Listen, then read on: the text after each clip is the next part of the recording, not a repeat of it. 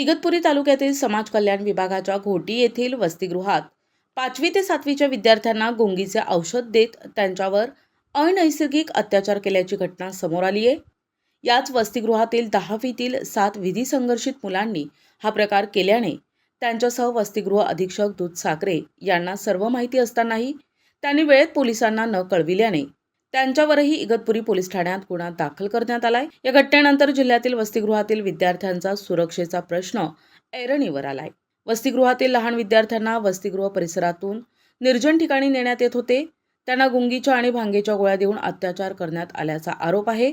विद्यार्थी भीतीपोटी गप्प राहिलेले होते, तर काही मुलांनी अखेर हा प्रकार पालकांना सांगितल्यानंतर संपूर्ण प्रकरण समोर आले।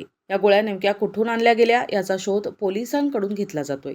हे वसतिगृह डॉक्टर बाबासाहेब आंबेडकर आदर्श संस्थेला चालविण्यासाठी दिले जात होते। आता या संस्थेची मान्यता रद्द करण्यात आली असून वसतिगृह बंद करण्यात आलं आहे। तसेच येथील विद्यार्थ्यांना घोटी येथील वसतिगृहात स्थलांतरित करण्यात आले, अशी माहिती समाज कल्याण विभागाचे प्रभारी सहाय्यक आयुक्त संजय शिंदे यांनी दिली आहे। दिशा न्यूज ब्युरो, नाशिक।